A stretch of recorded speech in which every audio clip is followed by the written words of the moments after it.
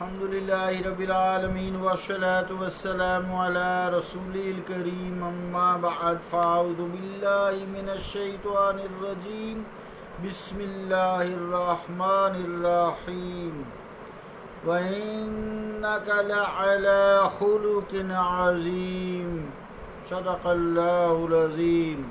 عزیزان گرامی قدر السلام علیکم ورحمۃ اللہ وبرکاتہ. آیت کریمہ جو تلاوت کرنے کی سعادت حاصل کی، اس کا ترجمہ یوں ہے: اور بے شک آپ عظیم خلق پر فائز ہیں. اللہ کا قول سچا ہے جو بڑی ہی عظمت والا ہے. عزیزان گرامی قدر، اس آیت کے حوالے سے آپ کے خلق عظیم کا تذکرہ چل رہا ہے، جس میں درگزر، صبر، عفو، علم، ساری صفات جو آپ صلی اللہ علیہ وآلہ وسلم میں ہیں اس کو یکجان کر دیا گیا ہے. آئیے فتح مکہ کا ایک طائرانہ نظر سے نظارہ دیکھتے ہیں. قریش مکہ حضور علیہ السلام پر جس طرح اور طرح طرح کے جو مظالم ڈھایا کرتے تھے اور اذیت پہنچانے میں کوئی کسر نہیں اٹھا رکھتے تھے، پھر ان اذیت رسانیوں پر حضور علیہ السلام جس جواں مردی سے استقامت کا مظاہرہ فرماتے تھے وہ محتاج بیان نہیں ہے. ان کے دلوں کو ہلا دینے والا جور و ستم کا سلسلہ جاری رہا اور کئی سال جاری رہا، یہاں تک کہ اللہ تعالیٰ نے اپنے محبوب کریم علیہ السلام کو فتح مبین یعنی فتح مکہ عطا فرمائی. مکہ مکرمہ نے اپنے بند دروازے اللہ کے نبی کے لیے کھول دیے. حضور علیہ السلام بڑی فاتحانہ شان سے اپنے جان نثاروں کے جم غفیر کے ساتھ نعرہ ہائے تکبیر بلند کرتے ہوئے مکہ مکرمہ میں داخل ہوئے، لیکن کس شان سے؟ اونٹنی پر سوار ہے. سر مبارک جو اونٹنی کا بیٹھنے کی جگہ ہوتی ہے اس کے آگے ایک ڈنڈا سا لگا ہوتا ہے، اس کے عہدہ کہتے ہیں، اس کے ساتھ سر جھکائے ہوئے، اشکبار چہرہ اقدس، آنکھیں شکر سے اشکبار ہیں، ریش مبارک آنسوں سے بھیگ چکی ہے. اس شان سے داخل ہوتے ہیں. سب سے پہلے نبی محتشم صلی اللہ علیہ وسلم خانہ کعبہ میں تشریف لے گئے. وہاں 360 بت نصب تھے. جس بت کی طرف آپ چھڑی کرتے وہ گر جاتا، دھڑام سے منہ کے بل آ جاتا. صحابہ کرام ان بتوں کو اٹھا کر دور باہر پھینک دیتے. اللہ کے گھر کو کفر و شرک کی آلودگیوں سے پہلے پاک فرمایا.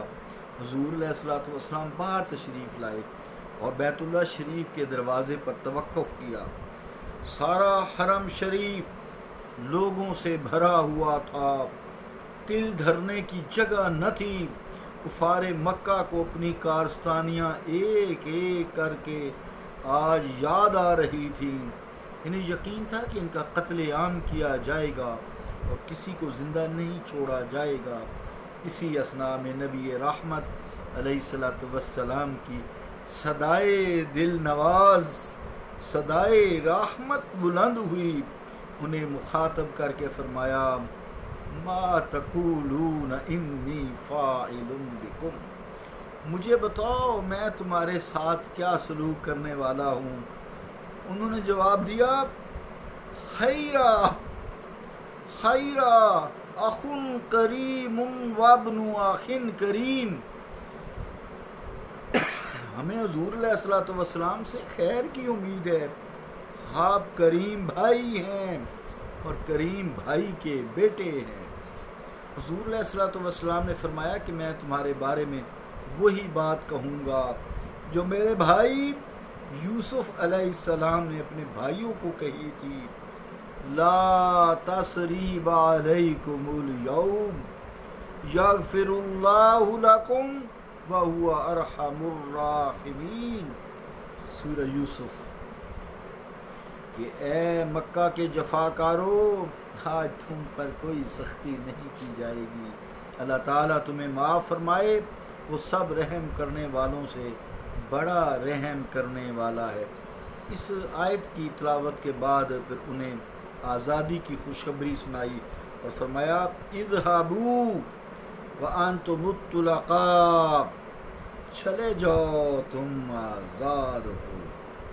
حضرت انس رضی اللہ تعالیٰ عنہ سے مروی ہے کہ انہی ایام میں ایک روز جب حضور صلی اللہ علیہ وآلہ وسلم صبح کی نماز ادا فرما رہے تھے اور تمام اہل ایمان صفیں باندھے اپنے آقا کی اقتداء میں مصروف عبادت تھے، تنعیم کی طرف سے اسی کفار نے مسلمانوں پر حملہ کر دیا، لیکن فرزندان توحید، فرزندان اسلام نے ان کو فوراً دبوچ لیا، انہیں اپنا قیدی بنا لیا۔ جب ان احسان فراموش ظالموں کو پکڑ کر بارگاہ رسالت میں پیش کیا گیا تو حضور علیہ الصلوۃ والسلام نے انہیں جھڑکا تک نہیں، اور یہ بھی نہیں کہا کہ 2 روز قبل تمہارے سنگین جرائم کو معاف کیا گیا ہے، تمہیں آزادی کی نعمت سے نوازا گیا ہے، میرا وہ تمہیں احسان بھول گئی، یہ بھی نہیں کہا، اور بڑی خست کا مظاہرہ کرتے ہوئے تم نے ہم پر حالت نماز میں حملہ کر دیا۔ حضور علیہ الصلوۃ والسلام نے ایسی کوئی بات نہیں کی، بلکہ انہیں عفو عام کی بشارت سنا کر آزاد کر دیا۔ اللہ تعالیٰ نے اپنے محبوب کے اس خلق جمیل پر یہ آیت نازل فرمائی، هو الذی کف ایدیہم عنکم وایدیکم عنہم ببطن مکہ من بعد ان اظفرکم علیہم وکان اللہ بما تعملون بصیرا۔ ترجمہ ہے کہ اس آیت کا کہ اللہ وہی ہے جس نے روک دیا تھا ان کے ہاتھوں کو تم سے اور تمہارے ہاتھوں کو ان سے اس وادی مکہ میں، باوجود کہ تمہیں ان پر قابو دے دیا تھا، اور جو کچھ تم کر رہے تھے اللہ تعالیٰ اسے خوب دیکھ رہا تھا۔ عزیزان گرامی قدر، ابو سفیان کی اسلام دشمنی سب پر روزے روشن کی طرح یہاں ہے۔ اس نے فتح مکہ سے پہلے اپنی ساری زندگی مسلمانوں پر ظلم و ستم کے پہاڑ توڑنے میں صرف کر دی تھی۔ میدان جنگ میں ہادی برحق کو شکست سے دوچار کرنے کے لیے استغفر اللہ بار بار کوششیں کیں۔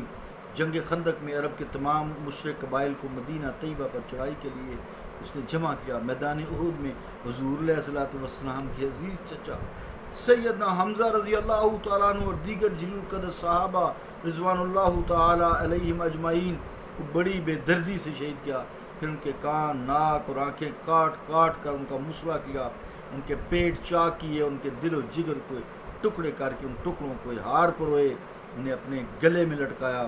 لیکن ان ستم کیشیوں کے باوجود وہ فتح مکہ کے دن بارگاہ رحمت اللہ عالمین میں گرفتار کر کے پیش کیے گئے۔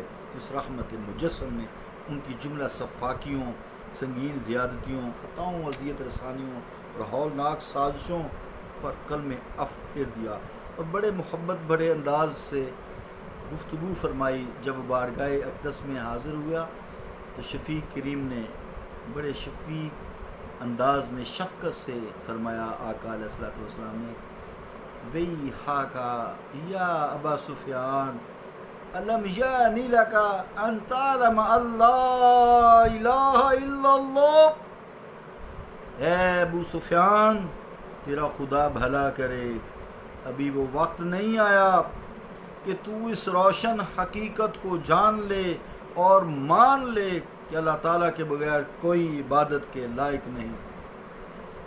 ابو سفیان یہ شفقت سے لبریز جملے سن کر پانی پانی ہو گیا اور عرض کی، یا ابی انت و امی ما اعلمک و ما اوصلک و ما اکرمک، میرے ماں باپ آپ پر قربان جائیں، آپ کتنے حلیم ہیں، آپ کتنے صلہ رحمی کرنے والے ہیں، آپ کتنے کریم ہیں، میرے جیسے بدکار سنگ دل مجرم کو اپنی شان رحمت سے نواز رہے ہیں۔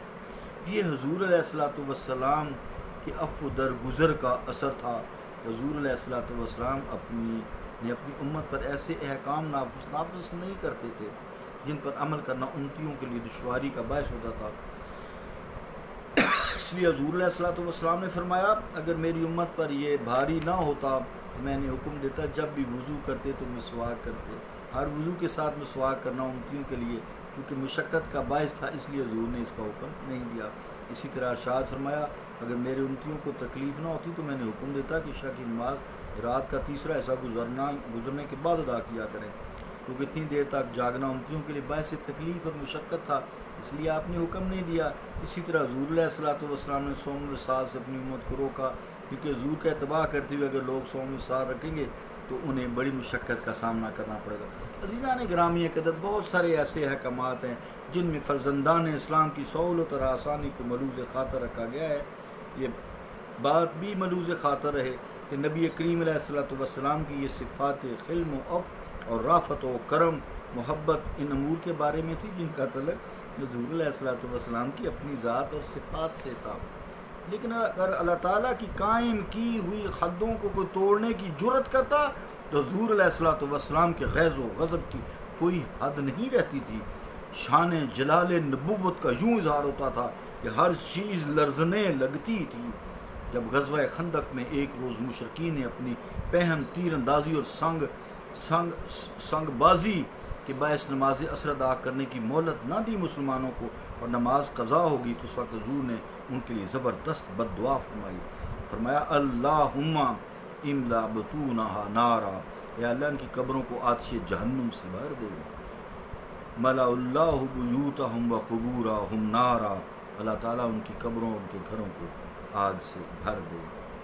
حضور علیہ السلام صرف ایک دو موقعوں پر ایسی بددعا نہیں کرتے تھے، رحمۃ اللہ عالمین جو تھے، پر جب حدود کا کام آتا تو اس وقت آپ سختی رکھتے۔